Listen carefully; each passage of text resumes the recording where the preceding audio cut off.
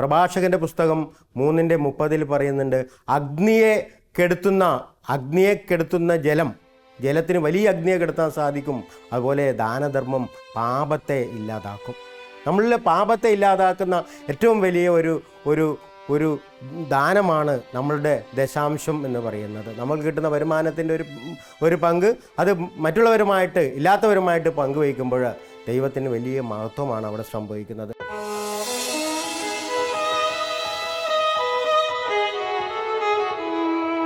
ഇത് പൗലോസ് ശ്ലീഹ റോമാക്കാർക്ക് എഴുതിയ ലേഖനം 8-ാം അധ്യായം 28-ാമത്തെ തിരുവചനം ഇപ്രകാരമാണ് നമ്മൾ വായിക്കുന്നത്.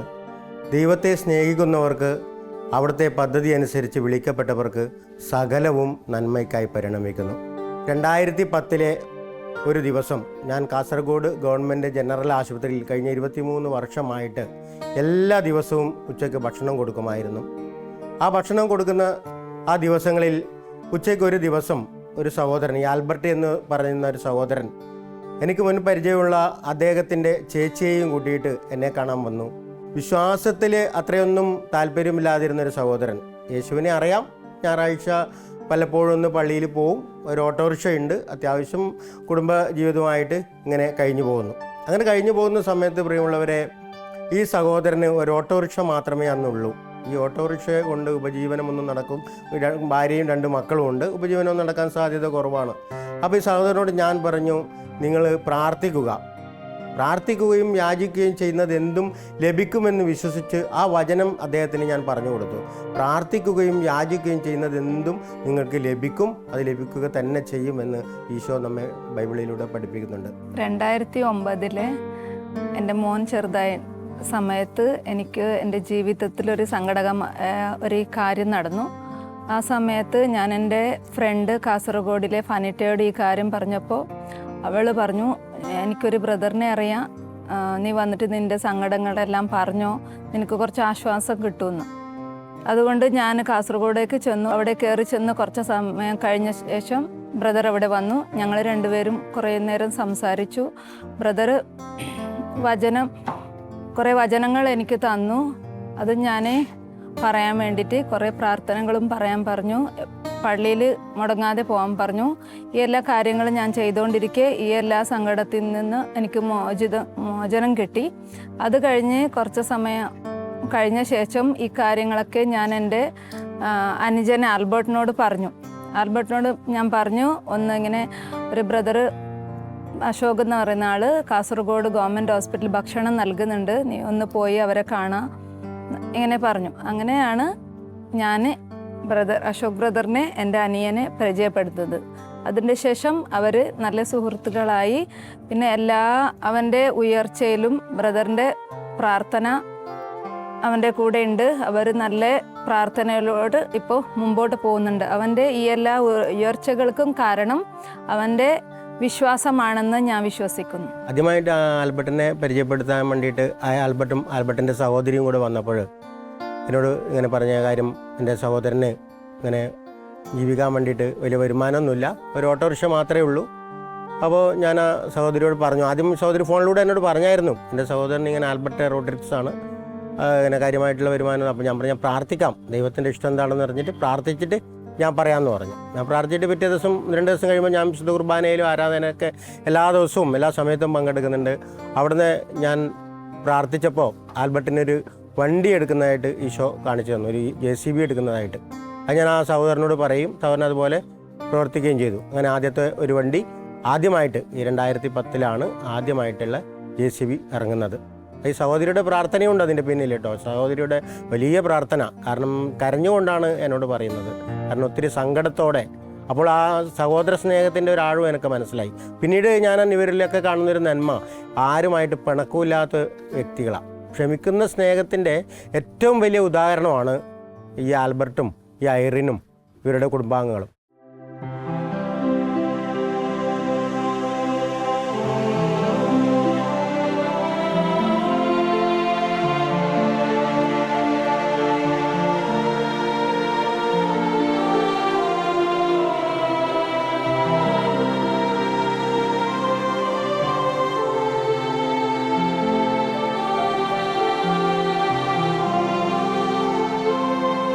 I have been serving here in Bhuvikana Church from 8 years onwards, and from that day onwards I know Albert Rodriguez. He comes from a very devout family. I have seen him coming for daily mass, and he comes and helps out in the church. He is an active member in the parish. For anything, if I ask him, he will come and help me. As a person, I have seen him being a social worker. He helps out each and everyone. Even in the parish, I have seen him helping the people whenever they are in need. He has given them help. And in the activities of the church, he has been always helpful to us. He has given a tremendous service to the church.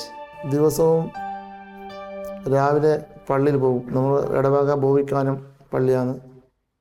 അപ്പോൾ ദിവസം രാവിലെ 7 മണിക്ക് കുർബാനയുണ്ട്. എല്ലാ ദിവസവും രാവിലെ, വെള്ളിയാഴ്ച മാത്രമായി ഇതിന് ആരാധനയാണ്. അപ്പോൾ രാവിലെ 6:45 ഞാൻ പള്ളിയിൽ പോകും. അങ്ങനെ 7 മണിക്ക് കുർബാനയിൽ കൂടി അത് വീട്ടിൽ പോയി പിന്നെ വരും. വീട്ടിൽ പോയി പിന്നെ ബൈബിളും പിന്നെ പ്രാർത്ഥന ഒരു അരമണിക്കൂർ 20 മിനിറ്റ് ഒരു പ്രാർത്ഥനയുണ്ട്. അത് ഞാൻ ചൊല്ലി നമ്മുടെ വർക്കേഴ്സിനെയും ഓപ്പറേറ്റർമാരെയും ഒക്കെ വെച്ച് പ്രാർത്ഥിക്കും. ആ പ്രാർത്ഥനയിലൂടെ എല്ലാവരും ഓർത്ത് നമുക്ക് നന്ദി പറഞ്ഞ് ആരൊക്കെ സഹായിക്കുന്നവരെയും പാവപ്പെട്ടവരെയും എല്ലാവർക്കും വേണ്ടി പള്ളിയിലെ അച്ഛന്മാരെയും ഒക്കെ പ്രാർത്ഥിച്ച് ഞാൻ പുറപ്പെടും. എനിക്ക് ഒരു ദിവസം പ്രാർത്ഥന ഇങ്ങനെ മുടങ്ങിപ്പോയാൽ ആ ദിവസം എനിക്കൊരു നഷ്ടമായി തോന്നാറുണ്ട്. പ്രാർത്ഥിച്ചില്ലെങ്കിൽ എന്തെങ്കിലും ഇങ്ങനെ ഒരു വർക്കും അന്ന് നടക്കാറുമില്ല. നമ്മൾ പ്രാർത്ഥിക്കാതെ നമ്മൾ പെട്ടെന്ന് പോകണമെന്ന് പറഞ്ഞാൽ പ്രാർത്ഥിക്കാണ്ട് വന്നാൽ ആ ദിവസം ഒരു വർക്കും നടക്കാറുമില്ല. നമുക്ക് അന്നത്തെ ദിവസം വേസ്റ്റാണ്, ടെൻഷൻ കൂടുതലാണ്.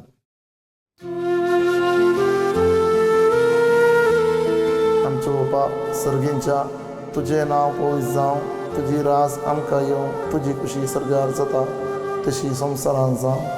आमचो दिसपडतो ग्रास आज आमकां दी, आनी आमी आमचेर चुकलेलां बक्षितां, तशी आमची पदकां बगोस.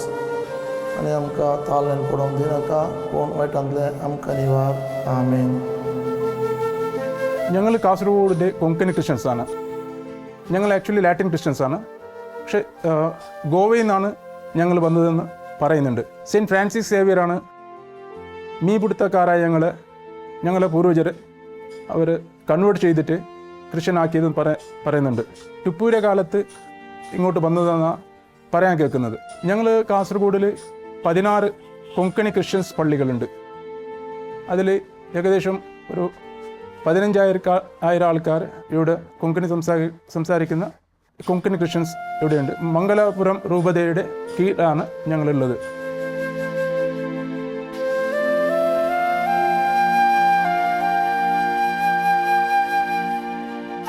ബോയ്ക്കണം നീ ബോയ്ക്കാണെന്നാണോ ഈ 10 രാജ്യം കടഞ്ഞു നീ 10 തീയാ ഉള്ളൂ സാർ ഉള്ളൂ ജൂണാത്താണ് തീ പാവിച്ചാമി ഉമ്മില്ല ജൂണാക്ക് കേളാ നീ സെക്രട്ടറി കേളാ തീ മാസമൊക്കെ നീ മകരാൽ സെൻഡ് സുക്കെ ഇവരെ കേളാ ರೋಷನ್ बोला ರೋಷನ್ ಎತ್ತ ಬೈಸರ್ಲ ನಂಗೆ ಅಂಜೆ ರೋಷನ್ ಚೇತು ಅದು ಗಡಿ ಆತು ಪುರ ಕಡೆ ಆತು ಜುರ ಆಂಟಿ ಸಾರ ನೋಡಲ್ಲ ಅದು ಓಡುತ್ತಾ ಅದು ಮಾಯಿ ಪಣ ದಿವಸನ ಅಂತ ಮಾವ ದಿವಸನ ಪಡಲಿಕ್ಕೆ ಮಾರಂದು ಎಕ್ಸಾಮ್ ಏನು ಚೇರೆ ಪಡ್ಯಾ ಪೂರ್ವ ನಿಂಚೆ ಮ್ಯಾಕ್ಸಿ ನನಗೆ ಇಟ್ಲ ಎಕ್ಸಾಮ್ ಓಕೆ ಅದು അഞ്ചലോ ഇല്ല അതിൽ സാർ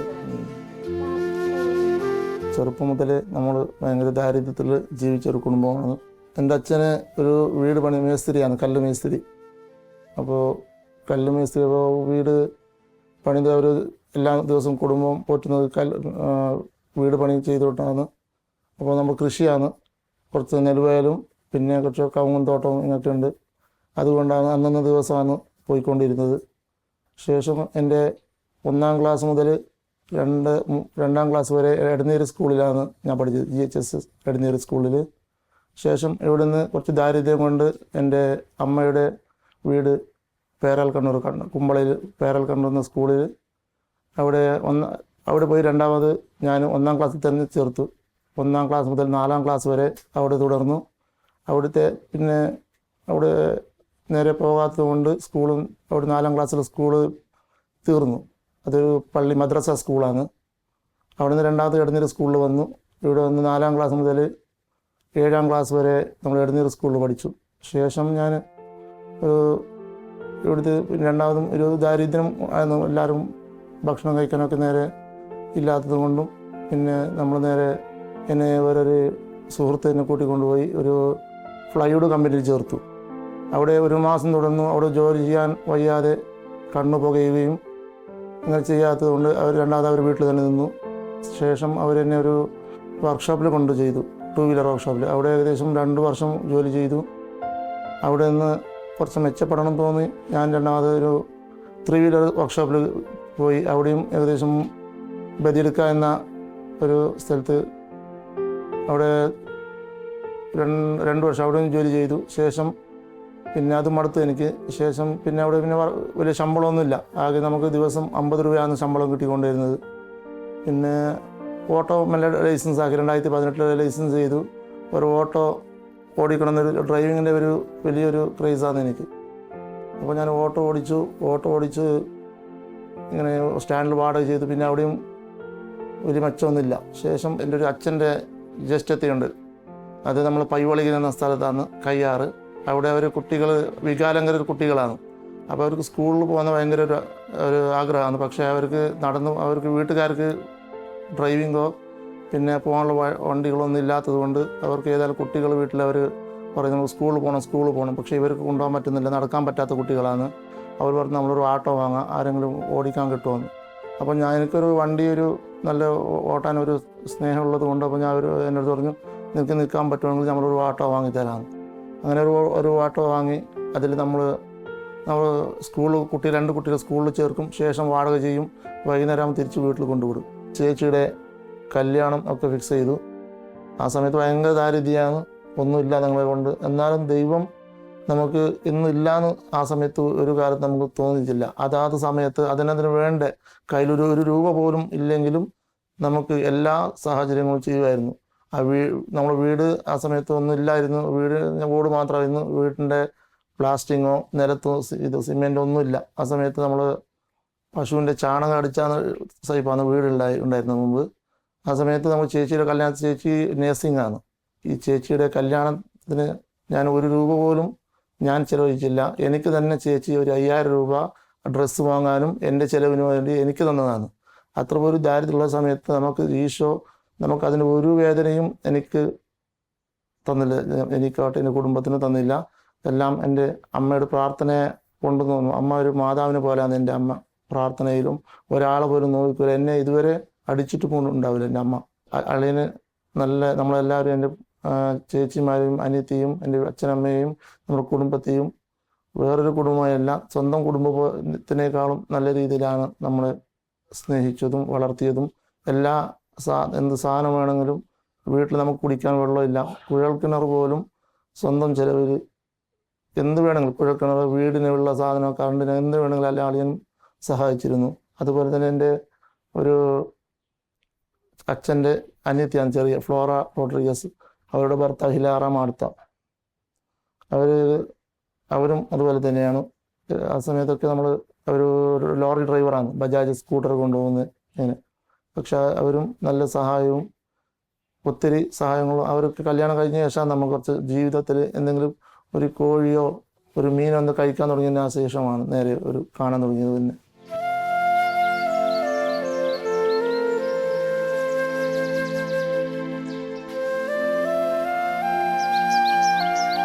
ചേച്ചി ഇങ്ങനെ കുമ്പളാലിന് ബോറിൽ വണ്ടിയിൽ ജോലി ചെയ്യാമെന്ന് പറഞ്ഞിട്ടുണ്ട്. അപ്പോൾ കുമ്പളയിൽ വരണമെന്നാണ് എൻ്റെ അടുത്ത് പറഞ്ഞത്. കുമ്പള വന്നാൽ അവിടെ ജോലി ചെയ്യുക, അങ്ങനെ അളിയൻ്റെ വീട്ടിൽ തന്നെ നിൽക്കാനും ആഴ്ചയിൽ 1 പ്രാവശ്യം വീട്ടിൽ വന്നാൽ മതിയെന്ന്. അപ്പോൾ നമുക്ക് സാമ്പത്തിക ഭയങ്കര ബുദ്ധിമുട്ടാണ് ഇവിടെ ആ സമയത്തും. അങ്ങനെ അളിയന് കുമ്പളയിൽ ജോലിക്ക് വേണ്ടി വിളിച്ചു. അപ്പോൾ അങ്ങനെ ജോലി കുമ്പളയിൽ ചെയ്തു. കുമ്പളയിൽ ഏകദേശം 2-3 വർഷം അളിയൻ്റെ ഒന്നിച്ച് ജോലി ചെയ്തു. അങ്ങനെ ആ സമയത്ത് പിന്നെ കുറച്ചും സാമ്പത്തികമെല്ലാം ഇങ്ങനെ കുറച്ച് ബുദ്ധിമുട്ടായി. പാർട്ട്നേഴ്സൊക്കെ ഉണ്ടായിരുന്നു. പിന്നെ കുഴൽക്കിണർ കുറച്ച് വണ്ടിക്കൊക്കെ കുറച്ച് പണിയൊക്കെ വരാൻ തുടങ്ങി. ശേഷം പിന്നെ ആ വണ്ടി വിറ്റു. ലോണിൻ്റെ ഒക്കെ കുറച്ച് ബുദ്ധിമുട്ടില്ലായി, സാമ്പത്തിക ബുദ്ധിമുട്ടായി. ശേഷം ഞാൻ ഏജൻ്റായി തന്നെ ജോലി ചെയ്ത് നമ്മൾ വേറെ ആളെ വണ്ടി വാടക വിളിക്കും. ശേഷം ഞാൻ ചെയ്ത് പിന്നെ അതും കുറഞ്ഞുകൊണ്ട് വന്നു. ഇപ്പോൾ കുഴൽക്കിണറെന്ന് വെച്ചാൽ അത് വർഷത്തിൽ 3 മാസം 4 മാസമേ വർക്ക് ഉണ്ടാവും. ശേഷം വെറുതെ ഇരിക്കുന്ന ഒരു അവസ്ഥയാണത്. അന്നേരം നമുക്ക് ഭയങ്കര എക്സ്പെൻസാണ് ജോലിക്കാരെ നോക്കാൻ ഇതൊക്കെ. അതുകൊണ്ട് നമ്മൾ വാടക വണ്ടി വിളിക്കാൻ തുടങ്ങി. അങ്ങനെ ഏകദേശം ഒരു 2 വർഷം വാടക വണ്ടിയിൽ തന്നെ ഇങ്ങനെ ജീവിച്ചുകൊണ്ടിരുന്നായിരുന്നു. ആളിന് പറഞ്ഞൊരു ഓട്ടോ വാങ്ങിക്കാൻ, അങ്ങനെ ഒരു ഗുഡ്സ് ഓട്ടോ വാങ്ങി. 2004 അത് ഗുഡ്സ് ഓട്ടോ വാങ്ങുന്നത്. അതിൽ നമ്മൾ ഏകദേശം ഒരു 7-8 മാസം നമ്മൾ ഗുഡ്സ് ഓട്ടോയിൽ ഞാൻ ജോലി ചെയ്യും. ശേഷം രണ്ടാമത് കുഴൽക്കിണറിൻ്റെ വെള്ളത്തിൻ്റെ ക്ഷാമം വരുന്ന സമയത്ത് ഏജൻ്റായിട്ട് തന്നെ വർക്ക് ചെയ്യും. അന്നേരം ഒരു ഡ്രൈവർ ചെയ്യും. ആ ഡ്രൈവർ പിന്നെ നമുക്കൊരു വിഷമം എന്താണെന്ന് വെച്ചാൽ ഒരാളെ ജോലിയിൽ നിന്ന് പിരിച്ചുവിടുക പറഞ്ഞാൽ ഭയങ്കര ഒരു വിഷമമുള്ള കാര്യമാണ്. എനിക്ക് പോകാൻ പറയാൻ എനിക്ക് വിഷമമാണ്. അങ്ങനെ അവർ ജോലി തുടർന്ന് അവർക്ക് പിന്നെ ജോലി ഇല്ലാതാവും നമ്മൾ കയറി. അപ്പം ഞാൻ എന്ത് ചെയ്യും, എന്തെങ്കിലും ലോൺ എടുത്ത് രണ്ടാമതൊരു ഓട്ടോ വാങ്ങും. അങ്ങനെ രണ്ടാമത്തെ വർഷവും അങ്ങനെ 2 ഓട്ടോ വാങ്ങി. രണ്ടാമത്തെ വർഷം ഇങ്ങനെ കുഴൽക്കിണറിൽ പോകും, അത് വേറെ ഡ്രൈവർ കൊടുക്കും. പിന്നെ ഒരു 3 വർഷം വാങ്ങും. 4 വർഷം കൂടി 4 ഓട്ടോ വാങ്ങി, ഗുഡ്സ് ഓട്ടോ. അങ്ങനെ ചെയ്തവരിക്കുമ്പോൾ നമ്മൾ ഏജൻറ്റ് വഴി ചെയ്യുമ്പോൾ നമ്മൾ കുമ്പളയിൽ ലത്തീഫ്ച്ചാന്ന് പറഞ്ഞൊരു സുഹൃത്തുണ്ട്. വയസ്സായാളാണ്. പക്ഷേ അയാൾക്ക് ഒറ്റയ്ക്ക് ചെയ്യാൻ പറ്റാത്തൊരു ജോലി ആയതുകൊണ്ട് അയാൾ പറഞ്ഞു നമ്മൾ രണ്ടാളും ഒന്നിച്ചാക്കി 2 വീലറോ 3 വീലറോ ഒരു വാഹനം ഓടിക്കാമെന്ന് അറിയില്ല, കുറച്ച് വയസ്സായാളാണ്. അങ്ങനെ നമുക്ക് ഒരു ബൈക്ക്, പഴയ ബൈക്ക് ഉണ്ട് അയാൾ എൻ്റെ അടുത്ത്. ആ ബൈക്ക് വാങ്ങി ആ ബൈക്കിലൂടെ നമ്മൾ സൈറ്റ് കാണാനും JCB വർക്ക് ചെയ്യാനും ഇങ്ങനെയൊക്കെ പോകുമ്പോൾ അയാൾ കുറച്ച് സന്തോഷമായി. ഇങ്ങനെ ചെയ്താൽ നമുക്ക് കുറച്ച് മെച്ചപ്പെടുമെന്ന് പറഞ്ഞു. അങ്ങനെ അവർ പറഞ്ഞ് നമ്മൾ രണ്ടാളും ഒന്നിച്ച് ചെയ്യാമെന്ന്. അങ്ങനെ ഏകദേശം ഒരു 4-5 വർഷം നമ്മൾ ഒന്നിച്ച്. പിന്നെ ഞാൻ ഓട്ടോ ഒന്നൊന്ന് പറഞ്ഞ് വിറ്റ ശേഷം ഇങ്ങനെ ഇതിനെ കണ്ടിന്യൂ ചെയ്തു JCBയിൽ. അങ്ങനെ JCB വാടക കൊണ്ടുവരും. ഇത് ഒരു മണിക്കൂറിൽ 50 രൂപ കമ്മീഷൻ വെച്ച് നമ്മൾ വർക്ക് ചെയ്യും. പിന്നെ നമ്മൾ കർണാടകയിൽ നിന്ന് വണ്ടി 2 എണ്ണം വാടക കൊണ്ടുവന്നു, മാസ വാടകയ്ക്ക്. അങ്ങനെ അതും 1-2 വർഷം അങ്ങനെ ചെയ്തു. 2008 വരെ അങ്ങനെ ചെയ്തു. 2008-9 എൻ്റെ കല്യാണം കഴിഞ്ഞു. എൻ്റെ കല്യാണം കഴിയുന്ന സമയത്ത് അതൊരു ദൈവഭാഗ്യം കൊണ്ട്, ദൈവത്തിൻ്റെ ഒരു അനുഗ്രഹം എന്ന് പറയാം. ആകെ എൻ്റെ അടുത്തുള്ളത് 20,000 രൂപയാണ് കല്യാണം കഴിക്കാവുന്ന സമയത്ത്. ഏകദേശം 3-4 ലക്ഷത്തിൻ്റെ അടുത്ത് കല്യാണത്തിന് ചിലവായി. അത് എങ്ങനെ ആര് തന്നതെന്ന് എനിക്കറിയില്ല. കല്യാണം കഴിഞ്ഞ ശേഷവും ഏകദേശം 1 ലക്ഷം രൂപ മെച്ചപ്പെട്ടിട്ടുണ്ടായിരുന്നു എനിക്ക്. അപ്പോൾ ഇതൊക്കെ ദൈവാനുഗ്രഹം എന്നാണ് പറയാം. ഞാൻ ദൈവത്തോട് പ്രാർത്ഥിച്ചത് ഒന്നേ ഉള്ളൂ. ഞാൻ കല്യാണം കഴിക്കുന്ന മുമ്പ് എനിക്ക് ഈ ഒന്നും വേണ്ട, ദൈവം എനിക്ക് നല്ല ഒരു ഭർത്താവിനെ കൊടുത്താൽ മതി. അതുപോലെ തന്നെ ദൈവം എൻ്റെ പ്രാർത്ഥന കേട്ടെന്ന് ഞാൻ പറയുന്നു. എനിക്ക് ഒരു നല്ല ഭർത്താവിന് എല്ലാവർക്കും ഹെൽപ്പ് ചെയ്യുന്ന ഒരു ഭർത്താവാണ് എനിക്ക് ഇപ്പോൾ കിട്ടിയത്. ഈ എൻ്റെ വീട്ടിലായാലും ഇവിടെ ആയാലും എല്ലാവർക്കും ഒരു നല്ല രീതിയിൽ പോകുന്ന ആളാണ് എനിക്ക് ജീവിത പങ്കാളിയായിട്ട് ദൈവം തന്നതാണ് ഞാനിപ്പം ഇവിടെ പറയാൻ ഉദ്ദേശിക്കുന്നത്. അങ്ങനെ വാടക വണ്ടിയുമായി മുന്നോട്ട് പോകുന്ന സമയത്ത് പിന്നെ ഇങ്ങനെ ഒരു ദിവസം ചേച്ചി പറഞ്ഞു, ഇങ്ങനെ അശോക് ബ്രദർ എന്ന് പറഞ്ഞ ഒരാളുണ്ട്, ഒന്ന് സംസാരിച്ച് നോക്കണം, ഒന്ന് സംസാരിച്ചു വന്നു. അങ്ങനെ ഒരാഴ്ച കഴിഞ്ഞു. ഇങ്ങനെ അവർ പറഞ്ഞു കാശോട് ഇങ്ങനെ ഭക്ഷണമൊക്കെ കൊടുക്കുന്നുണ്ട് ഹോസ്പിറ്റലിൽ, അപ്പോൾ നീ ഒന്ന് കാണണം എന്ന് പറഞ്ഞു.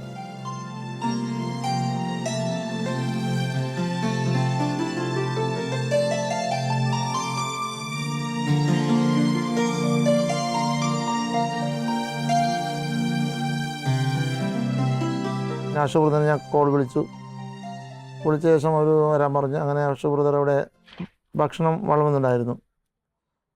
ഞാനും അവരൊന്നിച്ച് ചേർന്നു. ശേഷം നമ്മൾ വെളിയിൽ പോയി ഒരു ചായയൊക്കെ കുടിച്ചു. ശേഷം അശോക് ബ്രദർ എന്നോട് പറഞ്ഞു പ്രാർത്ഥിക്കാമെന്ന് പറഞ്ഞു. ശേഷം ഞാൻ പറഞ്ഞു, അശോക് ബ്രദർ പറഞ്ഞു എനിക്കിങ്ങനെ JCB ഇങ്ങനെ വാടകയ്ക്ക് നമ്മൾ കൊണ്ടുവരുന്നുണ്ട് ഇപ്പോൾ വെളിയിൽ നിന്ന്. അപ്പോൾ അശോക് ബ്രദർ ഇങ്ങനെ ഞാൻ പ്രാർത്ഥിക്കുന്നു. അപ്പോൾ അശോക് പറഞ്ഞു JCB എടുക്കാൻ വേണ്ടിയിട്ട് ഒരു കാണുന്നുണ്ട്, ഒന്ന് പുതിയ JCB ഇന്ന് എടുക്കാൻ നോക്കണമെന്ന് പറഞ്ഞു. അങ്ങനെ അളിയനോട് പറഞ്ഞു. അളിയൻ പറഞ്ഞു പുതിയ JCB തന്നെ എടുക്കുക. അങ്ങനെ പുതിയ JCB എടുത്തു. ഒന്നെടുത്തു, 2 എടുത്തു. പിന്നെ ഇങ്ങനെ ദശാംശങ്ങൾ കൊടുക്കാൻ തുടങ്ങി. 500 ആയി, 1000 ആയി, ഇങ്ങനെ കൊടുക്കാൻ. പിന്നെ വേറെ അശോക് ബ്രദറിൻ്റെ വേറെ നമ്മുടെ ക്രിസ്മസ്, ഈസ്റ്റർ, റംസാൻ, ഓണം ഇങ്ങനെ വരുന്ന സമയത്ത് കിറ്റുകൾ കൊടുക്കുന്നുണ്ടായിരുന്നു അശോക് ബ്രദർ മുമ്പ് തന്നെ. അതിലും ഞാൻ പങ്കുചേർന്നു.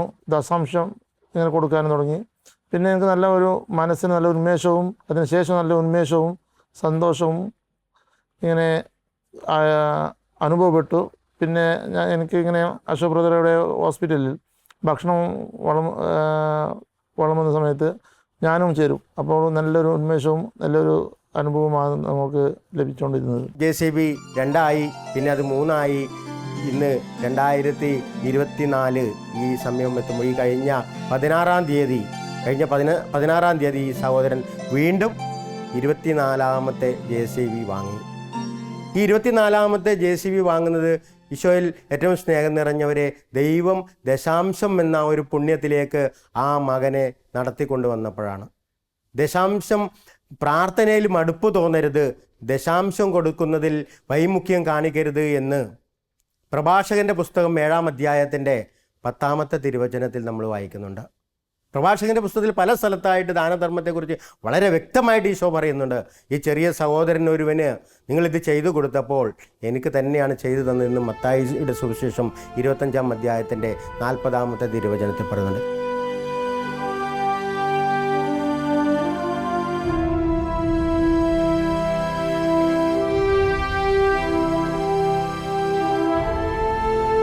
ഇപ്പോൾ ഏകദേശം 23 വണ്ടികളാണുള്ളത്. അപ്പോൾ ഏതൊരു വാഹനം വാങ്ങുമ്പോൾ ഞാൻ അശോകപ്രദന ചോദിച്ചാണ് വാങ്ങുന്നത്. ഇപ്പോൾ നമ്മൾ ഈ വണ്ടികളൊക്കെ നോക്കാൻ വേണ്ടി ഏകദേശം ഇപ്പോൾ 6-7 പേരുണ്ട്, അന്യന്മാരും അതുപോലെ തന്നെ ചേച്ചിയുടെ മക്കളും ഇവരെല്ലാമായിട്ട് ഇപ്പോൾ എല്ലാം നോക്കി നടത്തുന്നത് ഇവരാണ്. എൻ്റെ വലിയ ചേട്ടൻ്റെ മോനാണ് ആൽബർട്ട് റോഡ്രിഗസ്. എല്ലാ കാര്യത്തിലും നല്ല ഒരു ആളായിട്ടുണ്ട്. ഞങ്ങളെ കുടുംബത്തിന് ഒരു നല്ല സ്നേഹത്തിൻ്റെ ആളായിട്ട് താമസിക്കുന്നുണ്ട്. എന്തു പറഞ്ഞാലും ഒരേ മനസ്സിൽ ഇല്ല. എപ്പോഴും ഞാൻ എൻ്റെ കഷ്ടപ്പാട് ഓനോട് പറഞ്ഞാലും നല്ല സന്തോഷത്തിൽ ഓന് എനിക്ക് നല്ല സഹായം പറയും. ഓരോ ഭാര്യയും നല്ല ഒരു മനസ്സോട് ഞങ്ങളോട് സ്നേഹത്തോട് ഞങ്ങൾ ഇതുവരെ ഞങ്ങൾ കുട്ടികളോടും ഞങ്ങളെല്ലാ കുടുംബത്തിലും നല്ല സ്നേഹത്തോടും ഞങ്ങൾ ഇന്ന് വരെ ഉണ്ട്.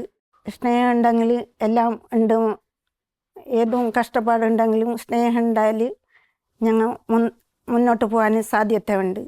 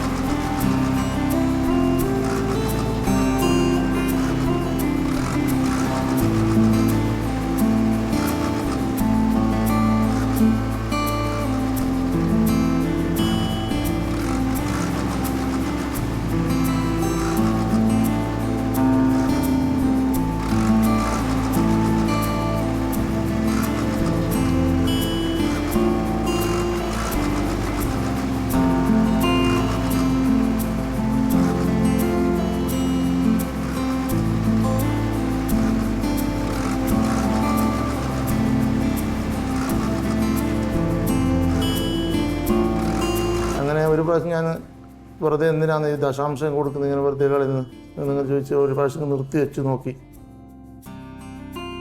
നോക്കുമ്പോൾ അതിൽ ഒത്തിരി മാറ്റമാണ്. പിന്നെ നോക്കുമ്പോൾ അത് മൈനസിലേക്കാണ് പോകുന്നു. കാശ് നേരെ കിട്ടുന്നില്ല, ഓപ്പറേറ്റർ ടെൻഷന്, വർക്ക് നടക്കുന്നില്ല, വണ്ടിക്ക് ജോലി കിട്ടുന്നില്ല. അപ്പോൾ ഇതിൻ്റെ എനിക്ക് മനസ്സിലായി ഇത് ദശാംശം നിർത്തിയതിൻ്റെ ഒരു ഭാഗമാണ് എന്ന്. അങ്ങനെ തുടരെ ഞാൻ പിന്നെയും ഒരു 500 പിന്നെയും കൂടുതൽ കൊടുത്തു. പിന്നെ എനിക്ക് നല്ല വിശ്വാസം വന്നു. അന്നേരം തന്നെ അതിന് പിറ്റേ ദിവസം തന്നെ എനിക്ക് വലിയൊരു ജോലി ലഭിച്ചു. ഒക്കെ കഷ്ടപ്പെട്ട് ഗൾഫിലും പോകാൻ പറ്റാതെ, ജോലി ലഭിക്കാതെ ഒത്തിരി പേര് ഇങ്ങനെ ഉണ്ടായിരുന്നു. ഞാൻ അങ്ങനെ അശോകനെ പരിചയപ്പെടുത്തി. അവർക്കും ദശാംശത്തിലൂടെ നല്ല ജോലി ലഭിച്ചു, നല്ലൊരു വരുമാനം ഉണ്ടായി. അവരും ഇതുപോലെ തന്നെ ഞാൻ ചെയ്ത പോലെ തന്നെ എന്തിനാണ് ഒരു വെറുതെ കൊടുക്കുന്നതെന്ന് വെച്ചിട്ട് അവർ നിർത്തി. അവരും മൈനസിലേക്കാണ് പോകുന്നു. അങ്ങനെ അവർ പിന്നെ ഞാൻ പറഞ്ഞു നിർത്താൻ പാടില്ല. ദശാംശം എന്ന് പറഞ്ഞാൽ നമ്മളൊരു 10% നമ്മൾ ദശാംശത്തിന് കൊടുക്കണമെന്ന് നമ്മൾ ബൈബിളിൽ തന്നെ ഉണ്ട്. അപ്പോൾ അതൊരു വിശ്വാസം നമ്മൾ ചെയ്യണത് എന്ന് പറഞ്ഞു. അങ്ങനെ അവർ തുടർന്ന് അപ്പോൾ അവർക്ക് അവരും പറഞ്ഞു അതെ സത്യമാണ്. അങ്ങനെ കുറച്ച് പേര് നിർത്തി, കുറച്ച് പേര് മുന്നോട്ട് പോകുന്ന ഒരു ബുദ്ധിമുട്ടുമില്ല. എനിക്കും അതുപോലെ തന്നെ എൻ്റെ ദശാംശം നമ്മൾ വിചാരിക്കും ഈ കൊടുക്കുന്നതൊക്കെ വെറുതെ എന്തിനാണ് കൊടുക്കുന്നതെന്ന്. പക്ഷേ അതിലൂടെയാണ് 10 രൂപ കൊടുത്താൽ 1000 രൂപയുടെ നമുക്ക് മെച്ചമുണ്ട്. അനേകം പാവപ്പെട്ട കുടുംബങ്ങളിലേക്ക് എല്ലാ വർഷവും ആ സഹോദരൻ എന്നെ പരിചയപ്പെട്ട മുതൽ എല്ലാ വർഷവും 2010 മുതൽ ഈ 2024 വരെ എല്ലാ വർഷത്തിലും നമ്മുടെ വിശേഷ ദിവസങ്ങളിൽ ക്രിസ്മസ്, ഓണം, വിഷു, റംസാൻ, ഈസ്റ്റർ എന്ന് വേണ്ട ഏതു മതത്തിൽപ്പെട്ടവരുടെ വിശേഷ ദിവസമായാലും പാവപ്പെട്ട കുടുംബത്തിലേക്ക് ഒരു 2000 അല്ലെങ്കിൽ 3000 രൂപയുടെ വിലയുള്ള ഭക്ഷണ കിറ്റ്, അത് 100ഉം 120ഉം പേർക്ക് കുടുംബങ്ങൾക്ക് കൊടുക്കാൻ വേണ്ടിയിട്ട് പൈസ തന്ന് ഈ മകൻ സഹായിക്കുന്നു. ഇപ്പോൾ എനിക്ക് ഭക്ഷണത്തിന് എല്ലാ ചൊവ്വാഴ്ചയും ഈ സഹോദരൻ ഭക്ഷണത്തിന് പൈസ തന്ന് സഹായിക്കുന്നുണ്ട്. എല്ലാ ചൊവ്വാഴ്ചയും ഒരു ദിവസത്തെ പൈസ 150 രോഗികളുണ്ട്. ഒരു 4000-4500 രൂപയോളം ഒരു ദിവസം ചിലവുണ്ട്. 23 വർഷമായിട്ട് ഒരു ദിവസം പോലും മുടങ്ങാതെ എൻ്റെ ദൈവം തൻ്റെ മഹത്വത്തിൻ്റെ സമ്പന്നതയിൽ നിന്ന് ആ ശുശ്രൂഷ ചെയ്യാൻ വേണ്ടിയിട്ട് അനുവദിക്കുന്നു. അതിന് ആൽബർട്ട് റോഡ്രിഗസിൻ്റെ വലിയ സഹായം എനിക്ക് ഏറ്റവും സന്തോഷം നൽകുന്ന ഒന്നാണ്.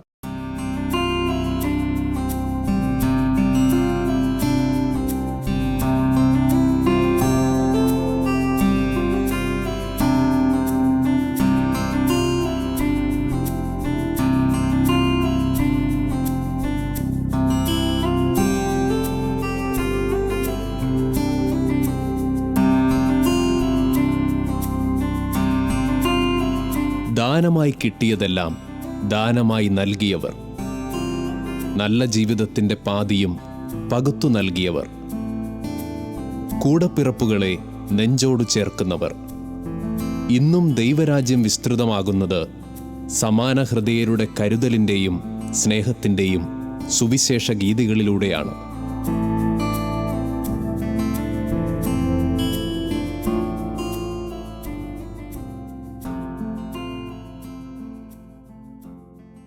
ഈശോയോട് ഞാനൊരു പൂ ചോദിച്ചു, പൂന്തോട്ടം തന്നെ തന്നു.